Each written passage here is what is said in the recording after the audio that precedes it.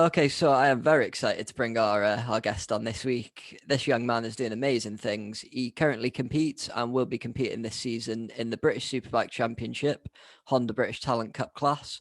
He's one of the top junior competitors in the UK. He's progressed through the ranks of Minimoto and Mini GP, and I believe he was the under nines Minimoto champion as well. Calum Beach, welcome to the show. How are you today, mate? Good, thank you. Thanks for having me. Oh, no problem at all, mate. It's lovely to talk to you. Calum's dad, Paul, will also be joining us. Big part of Cal's race team. Thanks for jumping on as well, Paul. How are you, mate? Yeah, thanks. Thanks for having us. No problem at all. But it's just nice to be able to sit down with a young competitor from North Wales and have a chat about your career and how you've been doing. And hopefully, I mean, I don't have a massive following or anything, but it's just good to sort of everyone network together and sort of try and build. And yeah, I'll be honest, I've had to build a bit of a roundtable discussion today because my expertise in bike racing is not that up to scratch. I think I watched a season or two of MotoGP when it was on the BBC, but Colin Edwards, Cal Crutchlow, those sort of people still racing it over my head, to be honest. He's also joining us on the show today, very kindly, Mr. Adam Phillips. Adam's competed on the bike at an amateur and club level as well. It's me, the odd one out here, actually, who's never actually ridden a bike. I've been on the back of a slant bike once, and I'll be honest, I was absolutely terrified.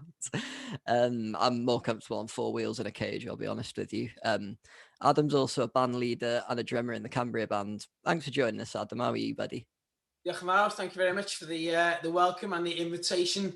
I'm like the old man of the sport now. My time's been and gone, so it's nice to see young riders come through. And again, you said it, I was amateur level, and we're hoping that, Cal's one step up to that at this moment in time. He's already, surpassed, my level now, and we're hoping that he'll skyrocket from where he is. Yeah, apologies for the pun, but you're on the right track. I believe testing starts next month for you, does it, Calum? And is the first round of your season set to begin? Is it the last weekend of May or is it early April sometime? It was supposed to be that, but due to COVID, it's moved now to the end of June, and it's going to be at Alton, our local circuit as well, so that's good. Oh, that's good. How excited are you to get back on the track? How long has it been now since you've been able to race? It's been quite a while. It's been a bit stop-starty because of obviously COVID, and then I've obviously had my accident, so it's been quite tough. But yeah, it's going to be great to get back on the bike. Fantastic, mate. I'll ask you about the injury and that in a bit, but I think you began track racing at the age of 5. But how old were you when you first jumped on a bike? It was first when I was 4. I jumped on a PW50, just going around fields and stuff like that. Then I obviously moved up when I was 5th to actually on the tracks. And then 6th was when I was actually supposed to allowed to race, and just gone from there. The legal age for Minimotos is 6-year-old. They just took it down to 5 this year, so they weren't allowed until they were 6 to get on actually physically race. They've just put it to 5-year-old this year, which will help the youngsters coming through. So. Yeah, definitely. It's like with anything, the earlier you can get started with it, it's that, they call it in football or rugby match experience, I guess track experience for you guys, just getting those hours on the bike. I guess you can only, same with any sport really, you can only do so much in training. You need to be sort of in there with other people, sort of, because I guess it's different sort of going around the track, doing laps, checking your times and having to jostle for position around corners and trying not to get knocked off and whatnot. For this upcoming season, you're riding a Honda NSF 250R? Yeah. Is that a bike you've competed on before? And if you haven't, have you been able to get much track time and get a feel for it yet? Or it's a bike that I've been riding for about roughly 2 years now. But because of obviously my accident again, it's been roughly a year taken out of that. So it's been a bit stop-starty, but we've got good grips to it now, so it's just getting more track time on it really. Oh, fantastic. What's your favourite bike you've ever ridden? I've got to say it's my NSF 250 that I'm riding at the moment. It's just such a good bike, and obviously the bigger tracks are a lot faster and flow. Yeah, I guess if you've been on it for a couple of years as well, you've probably got a real good feel for it and the technical side, so you know how to set it up and everything for the different conditions. Paul, what's your favourite bike you've ever ridden before? Ducati Panigale. Yeah. I work in a motorcycle dealership, so I get to ride a lot of really nice bikes. So I'm lucky, really lucky. So Oh, fantastic. Never get to the same competitiveness of Calum, that's for sure. How about you, Adam? What's your favourite? Well, yeah, the old race bike was good. The Kawasaki ZXR 750, I think the old-fashioned that I raced in road stocks, I think was it was just brutal, just old-fashioned. It was heavy, but it stuck to the road like glue. Yeah, proper old-fashioned super bike kind of bike. Yeah. Oh, lovely. I really need to actually get on a bike at some point, don't I, on my own? It's quite pathetic. I'm 24 and I haven't even... When circumstances allow, one of you can push me in the right direction. There's 3 of you two, so... Paul, take you on the back. Yeah. Oh, definitely. Have you got one of those little old school sidecars on the dealership? I think I'll look quite good with one of those pilot hats on. We'll get you down Cover the hairdo up. We'll get you down to the shop and we'll get you on the back of a ZX10 or something. That'll really bikes about. So. Oh, that'd be class. So, Calum, you've got number 27, is it, on your bike? Is that a lucky number, or is there a story behind it or anything? I know a few riders sometimes pick a lucky number. Yeah, is there any... My dad used to race, obviously, a little bit. He run the 27, and then from there on, really, I've used it. And we did change to 127 as on, and we did get taken. But with BSB that I'm riding at the moment, you're only allowed a 2-digit number, so we've just gone back to 27 now. So yeah. Oh, that's good. Adam, what would your racing number be? I raced 31. I think it was just happened to be a number that I was allocated to start with, and I just stuck with it. Like I said, I raced 3 seasons really. I did road stocks, which was a championship that numbers had dwindled when I started. Costs, and a lot of people died on the track, so the interest wasn't there. So they said, basically, if you turn up on a road bike, take your number plates off, tape your lights up, and that was road stocks. So you had a lot of raw people like myself that were, I was riding around the roads of North Wales, trying to keep as responsible as I could, I suppose. But Denby Moors was my training ground. So I basically did that for the season, turned up, taped the lights up, and raced around Mallory Park and those kinds of seasons. So then when I got a race number, there's something magic about seeing a race number on the bike and the race plates and it's just, there's nothing quite like racing, and I've missed it ever since. And whenever I see a race bike with race numbers, it makes it real. There's something just magic about it. You can't replicate it, honest. Sorry, I've gone off. No, that's okay, mate. No, that's what we're here for. No, I was going to say I've never been to a bike race. I went to, I can't remember what year it was. I went to the English Grand Prix, shall we call it, at Silverstone. I believe it was last year. Schumacher was racing, and Button and Hamilton were both at McLaren, so it was quite cool. But I just remember the atmosphere. We missed the practice session actually because there was a massive hold up on the motorway. So our coach didn't get down in time, and then we couldn't get through the queues to get in. So we had to, we only saw the Saturday and the Sunday. But just the atmosphere on the track, I think we were around, is it Luffield corner? No, is Luffield the big bend, the big hairpin sweeping back to where the old pit straight was? Yeah, we were down there and, oh, sorry. No, I was just saying it changed quite a lot, Silverstone, but I think that is Luffield, isn't it? Yeah, I think so. We've been there a couple of times. So. Oh yeah, no, it was. I remember on the Saturday, Fernando Alonso was coming around and he spun out in front of everyone. The biggest cheer just went up, but just the atmosphere and the smell of it. I didn't realize how loud it actually is at a race. I'd never been to one before, and TV really doesn't do it justice. And for me, it was the sort of lower down cars, should we not call them the worst teams, that's a bit unfair. You could really sort of hear the difference with the engines backfiring and everything much more, and just the smell of it and everything. It was really something that did captivate my attention. I was into Formula One for quite a while, but I studied music and that at university, so that sort of dwindled out a bit. But we're not here to talk about me anyway. You suffered a nasty leg injury a couple of years ago, didn't you, mate? Was it at the qualifying session at Knockhill? Yep. How tough was it to come back from was it a break to your femur that you suffered? Yeah, it was a break to the femur, and it was just super tough because not only was it just one break and then an operation and then just recovery, we had to have 3 operations as it broke 2 times. So took a lot longer to get back to the strength that really. And then our first time back on the bike was a test at Jerez. We realised that we weren't actually fit enough to ride the bike, so that kind of took us back another step, and then we had to regroup really, and then it's been really tough. Yeah, can you remember how many months it was between you sort of being off the bike? It was roughly about a year. Yeah, between 9 months and a year, it's depending on a lot of physio in between and stuff, wasn't it? So.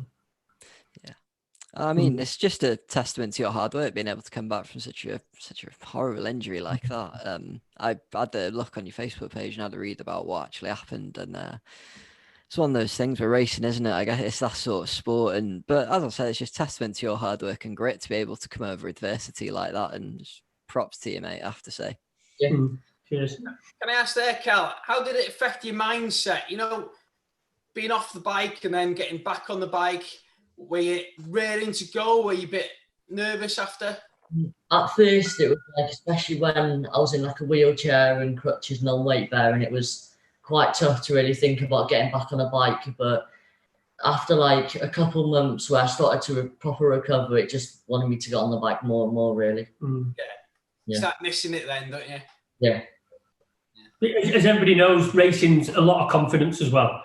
You know, it's all right being fit and race ready. It's confidence, and that's what Calum's got to build back into his racecraft, his confidence to be able to push to ride. You know, because you need to be riding at 100% when you're in BSB. You know, 90% is not good enough. You know, so yeah, absolutely, I agree there. You've got to be in the right mindset, and you've got to go out and give it all. If you can't give it all, then there's no point being there, is there? Yeah. Yeah, you always hear him talking about having that edge, and I guess it's just like you said, being able to go 100% and sort of going into the club. But it comes back with being back on the track, I guess, as well. You see it with athletes in every sport, so they have a bit of time away from an injury, and sometimes they bounce back straight away. It does happen, but more often than not, I'd say it takes time to work your confidence up and your fitness back up. But you know, you're still young, you've got time, and you're doing the right things, so can't really ask for more than that, can you? Yep. Fantastic. Adam, you told me before you had a bit of an idea regarding setting up, was it a training base for younger Welsh riders? Do you want to tell us a bit about that? Yeah, I've always felt that in Wales, I think we're a little bit disadvantaged because of our own mindset.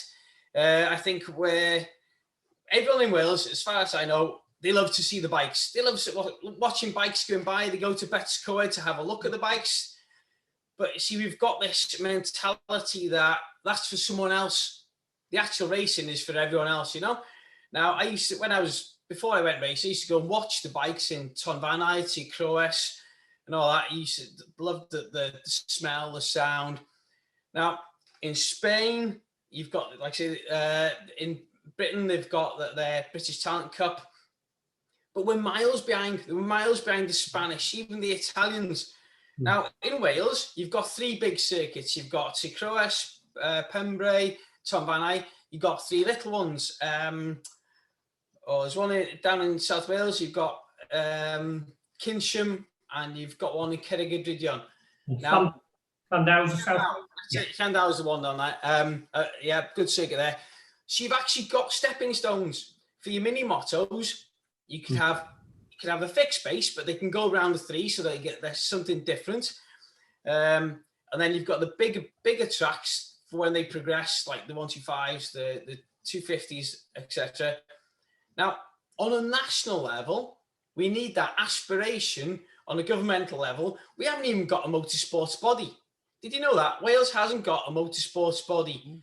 And that is unfortunately why Welsh riders, same as Scottish and English, when they go to race, you'll see a Union flag on their graphics, and that's the flag that'll be flying on the podium. And that's because we haven't got a national motorcycle or motorsports governing body. Same with rally. Now, you know, we need that. If we need to develop young riders, Cal should be able to go to an academy in Wales, like I say, Cerrig-y-Drudion, just half a mile down the road from you guys, over Denby Moors, Cerrig-y-Drudion. There should be, you know, a rider set up there. You turn up on your bike, leathers, and go. Free track time, free tyres. Like, I'm not sure how they do it in Spain, but there's a bigger push, and it would take some of that financial burden. And I know the financial burden is great, and that's why I think if you come in the top 10 in the British Talent Cup, I think they help out with a bit of a prize fund, and Pirelli help out with tyres. Yeah. So all these little steps, you know, and that's why I stopped racing. You know, just couldn't afford it. But I was old anyway. I'm old and tired now. I was almost old when I started. You guys, you've got the benefit, and I just wish people in Wales and the government of Wales would look at a young sportsman like Cal and say, let's push him. Let's push him as our riders. I don't know if I'm going to say you're a young lad, Cal, but have you ever heard of the Armoy Armada with road racing? Your dad will have, Paul, the Armoy Armada. Yeah. Road racing. Now, they were just local lads from the north of Ireland who all went racing, and they went testing on the back roads, and they went racing together. So it was like some sort of community spirit. Now, we could have that in Wales. You know, we could have a rider in each class. They don't have to be in the same class. Take some of the heat out of it. You'd have a local competition. But, you know, you could have a rider in each class, someone for us to back. It makes it more interesting, you know. So, yeah, I think we're desperately falling by the wayside. And honest, the little bit of support we're giving, you know, Calum and Paul, it's nothing. You know, it's, honestly, God, you know, we're so grateful for that. Even the small amount of support we get off everybody, you know, it all counts to a bigger pot, you know. But yeah, I totally agree with what you're saying.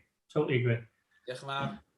No, definitely, I agree as well. If the infrastructure is already there, especially with sort of having 6 circuits, different sizes as well, quite spread out around the country by the sound of it as well. You could have maybe a base in North Wales and South Wales, maybe one Mid Wales somewhere. It's can riders apply for? Is it a British racing license? Can you apply for a Welsh one or?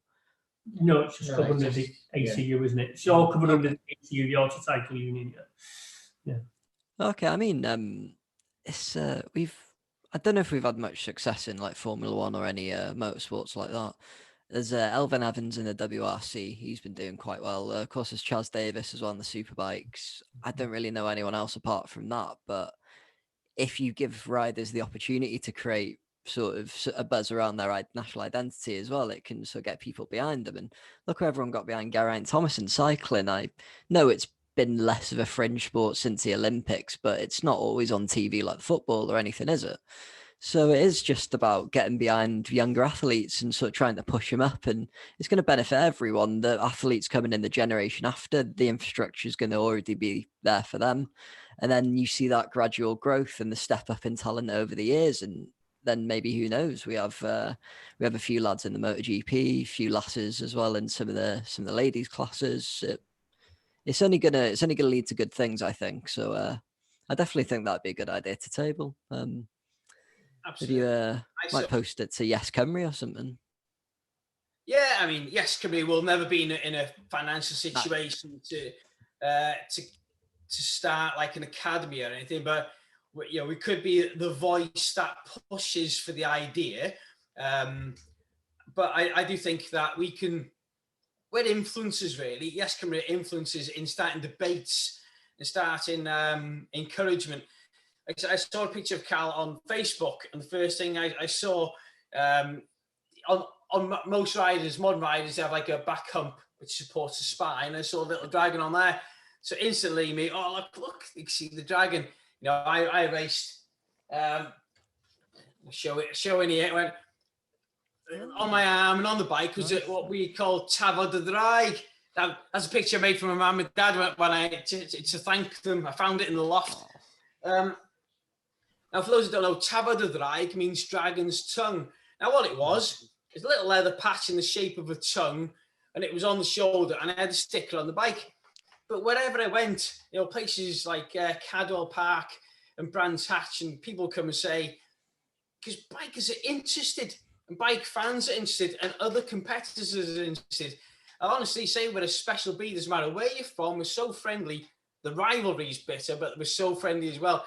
And they come and point and say, "What's that, mate? What is it?" And they, especially if they're picking out the gravel, see, it's a Welsh language thing, and then they'd be interested in that, So, little things causing interest, and where Abergele, Denbigh, Rill, you've got local rivalries, local interests.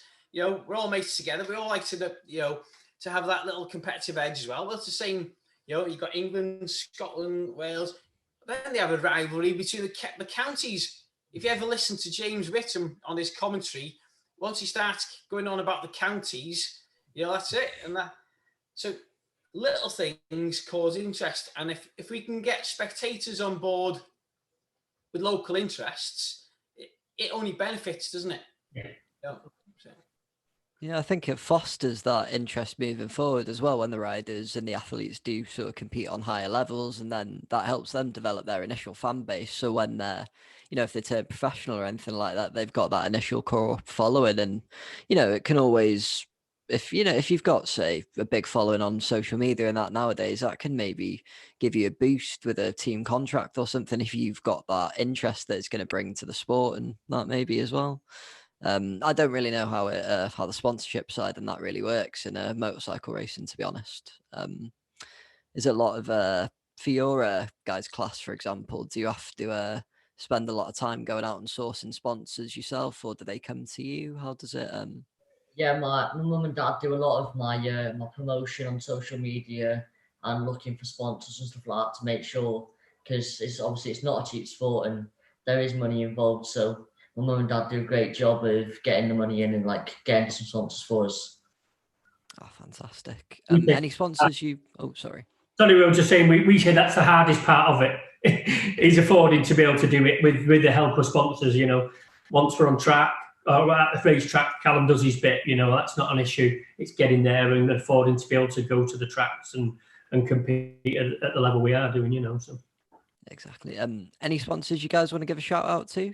One of our main ones is UPVC Shops and UPVC Outlet, and then we've got Knox, Oxford, So Clean, Jamie Seeger Scaffolding, Off Tech, and also Yes Cymru.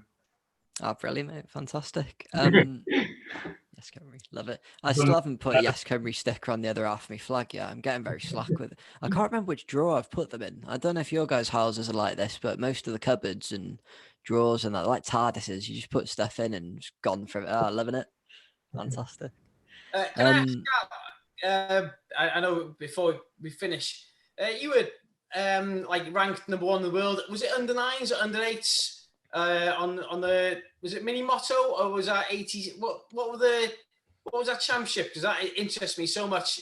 Welsh number 1. Yeah, it was a Minimoto championship. It was when I was 9, and we went.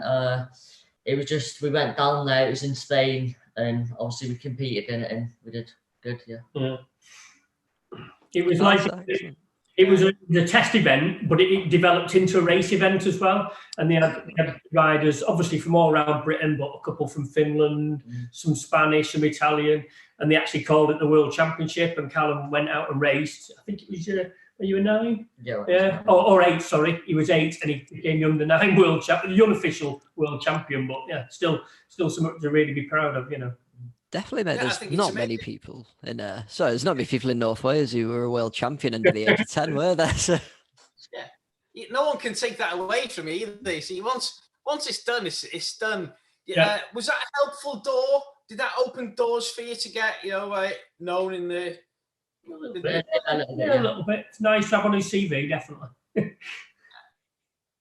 Oh, yeah. So, with regard to your training, Calum, I imagine quite a bit of it's spent on the bike, but is there a lot of strength and conditioning work and stuff that goes into it for you as well, or? 100%.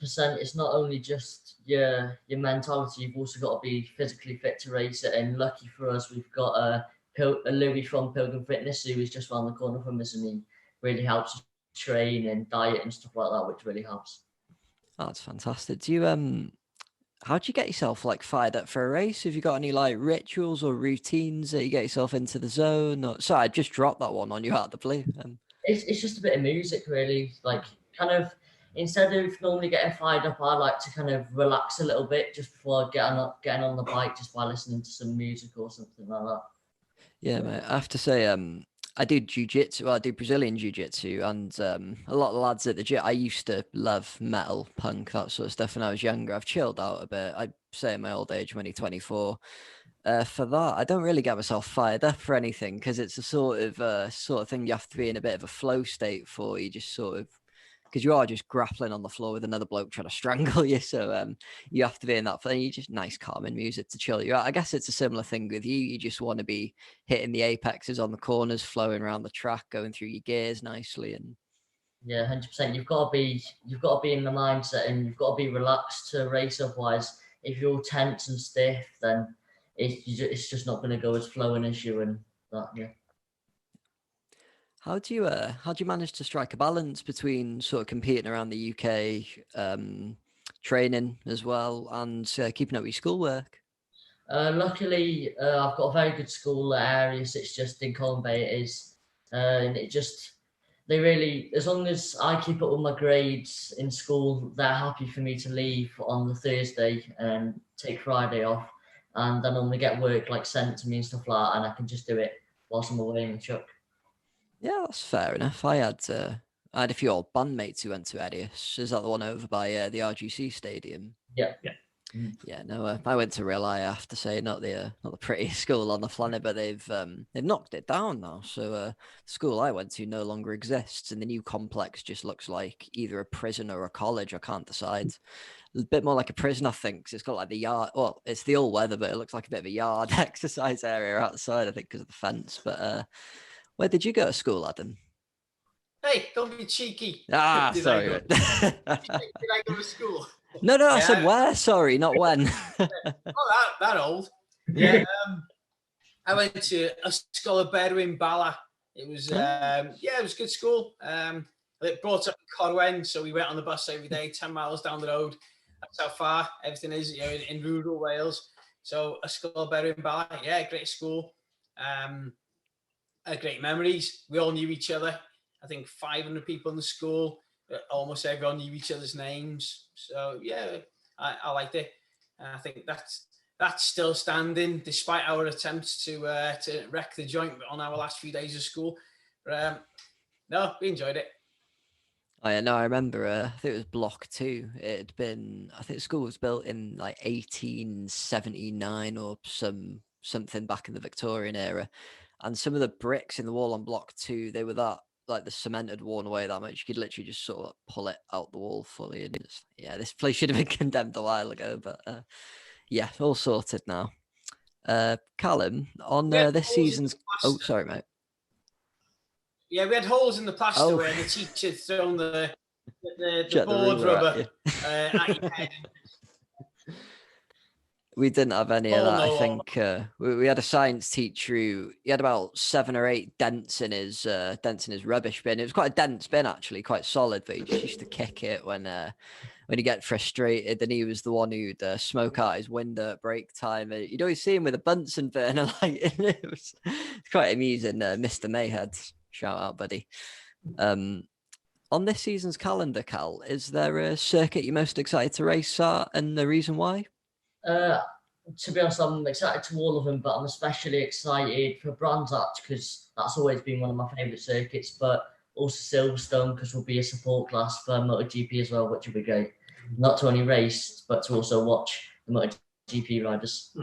Oh, fantastic! So I'll be on the same weekend, and because when we went to the Formula One, they had some of the lower classes on earlier in the day, so your guys will be on early in the. Yeah, I would have thought we'd be testing earlier and qualifying very early. And then I think the British Talent Cup race will be the last race of the day after the big race.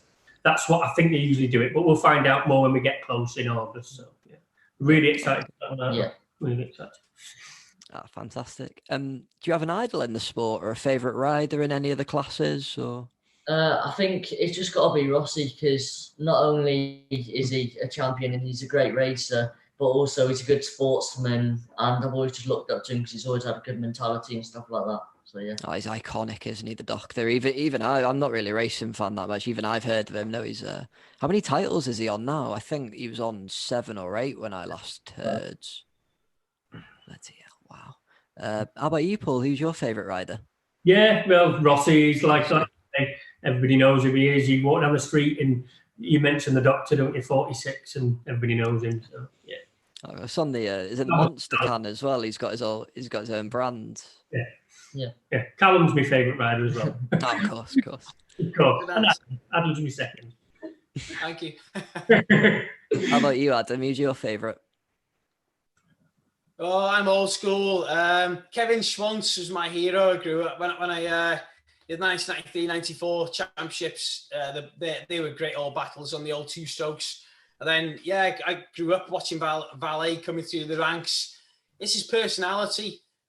Personality transcends in sport. And I think if you've got something that there's a hook, if you can contact with people contact with you. And I think people like Kevin Schwantz and Valet have got that something that people can get hold of. As well, Joey Dunlop. I love Joey Dunlop. He was not just amazing on the bike, but he was a normal human being off the bike and, quiet as well. They're all totally different characters, mind you. Worlds apart character-wise, but you could, just pick something from each of them and they were heroes. But the good thing, like I say, about Valentino is you don't have to be a motorcycle sports fan to know who he is, because he literally does transcend the sport. And again, coming to young Calum here, young enough to get known in the sport and get some supporters behind him. I hope we can do that and build a bit of a little Welsh following like Chaz Davis has got. Yeah. Wherever he goes around the world, Chaz is,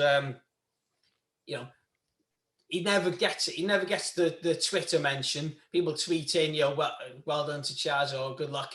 They never read it out on Twitter, and I know people do. And I don't know whether that's because they don't want to promote, but then they will say, he's the Welshman, this and that. So I hope we can build a little bit of a Welsh following for Calum as well. Yeah, good. Yeah. Definitely. What would you say your proudest achievement has been on the track, Calum? It's got to just be making it to BSB really, because it was just such a big step, especially going from all the mini trucks, just jumping up to something like BSB and just getting on the grid was just, it's an amazing feeling. Oh, fantastic. For someone like me who's never ridden a motorcycle, as I've explained before, what would your best tip be for a complete beginner? It's just got to be track, like as much track time as possible, and then also you've got to have the right gear to race. And I'm lucky because of that, because I get sponsored by Knox, which do great gloves and back protector, and also Oxford, who give me great support with helmets and boots and stuff like that. And also, if it's like a racing sort of thing that a beginner wants to get into, a person like Dean Ellison, I don't know if you ever heard of him, but he used to be an ex-MotoGP racer, but he's now turned into a coach, and I've actually done some work with him, and it's really, really helpful. Oh, fantastic. Are there any other riders you've done coaching work with? Not really. I would say that's about the only one. Oh, still good though. What are you hoping to achieve in this upcoming season? It would be really good to just get into the top 10, especially because of how start-starty the season's been and stuff like that. It'd be nice to get a top 10 finish. Definitely. I guess as well, like you said before, just getting on track and being able to complete a full season is going to be one of the best things for everyone, really, isn't it? Finally, this is an open question to everyone, really. It's usually the last question I try to ask on the podcast. As a fan, is there a Welsh sport in memory, can be from any sport you want, that sticks out in your mind, or your favourite Welsh sport in memory? I wouldn't say I have a specific one, but it's just Chaz Davis, really. Like seeing him do good in World Superbikes, because I go to his track a lot, his dad's track, which is Kincham, and just to know that I've been there and see him do well, it's great. Oh, fantastic. How about you, Paul? Well, I'm a bit of a football fan, so Good man. Wales getting to the was it the semis of the Euros in 16? Was it 2016? That's the one. We've had that one a few times, and we love bringing it up every single time. Yeah, so although, I was born and bred in England, it's still, for me, being a Welsh citizen, it's still a proud moment. So. Oh, sorry, mate. I was born in Staffordshire, so my parents moved there when I was about 3 weeks old. It doesn't matter. It's where you're from. It's your national identity. That's all that matters. How about you, Adam? Are you going? I'm guessing by your reaction, yours might be Euro 2016 as well. I've got two. Like Paul there, just qualifying, just purely qualifying for the Euros was a magic thing. So everyone said we're never going to qualify, even though we did get to the Euros quarterfinals in the Euros 1976. Everyone overlooks that. We hadn't finished. We hadn't got anywhere near the World Cup since 1958. So to qualify in 2016 was magic. It was fantastic. And then that game against Belgium. Oh, I'd love to have been there. But I also had a tear in my eye when Chaz Davis won the World Super Sport Championship. I can't remember the year, but I think myself and about 10 other people rang the sports personality hotline about 50 times each to try and get him a sports personality. He did get the Welsh sports personality of the year, but he wasn't allowed. They wouldn't allow him the Welsh flag on the podium. So what he did, he stopped halfway around, and I was so emotional.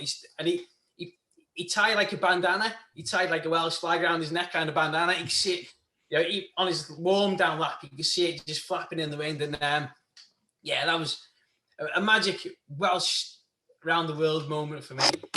Oops, sorry. But the football. I'm a football fan. I watch the Egg every now and again. I watch the Six Nations. It's good to see us win the Six Nations. But nothing gets the blood pumping like winning in football and motorcycles. So good choices there, Paul. Oh, definitely. Me and a couple of friends did have tickets for 2 Baku games, but of course it's not happening. So didn't realise all the trouble that was going on in Azerbaijan at the minute, though. So we're sort of glad we're not really heading over there at the minute. But the flights we were looking at, because they sold, I think we got ours in the last tier of tickets. So they'd sold out of all the sort of direct or half decent flights to, I think the itinerary involved about 4 or 5 changes, and 2 of the transfers were flying inside Turkey to fly to another Turkish airport and then fly into Baku. So it would have just been but I'll be quite enjoying watching it on the telly at home anyway, as we all will. So hopefully we can hopefully rewrite some football folklore again this summer, but who knows? Calum, when can we catch you on the track? Well, our first test will be the 4th of May, which will be at Snetterton. And obviously the first race will be the 25th of June, as it's been moved at our local track, Galton, which will be great, Fantastic. Your social medias as well, your Calum Beach Racing on Facebook. It's at Calum Beach 127 on Twitter and Calum Beach _27 on Instagram. Yep. Fantastic. I'm trying to get, I did a music degree. I'm not really great at editing videos. So I'm getting a bit better at putting the little Twitter handles and whatnot underneath, but I can get the audio side down, but I'm still learning. So, but thank you all for joining me today. It's been really, really great to speak to you all, and best of luck to Calum for the rest of this season. Hope it kicks off well for you, and you can get into the top 10 and hopefully higher. Yeah, fantastic. Good luck, Cal. Yeah, thanks for having us. Nice to meet you all. Well, thanks for meeting you guys. Cheers, Paul. Cheers, Adam. Thank you. Cheers, Martin.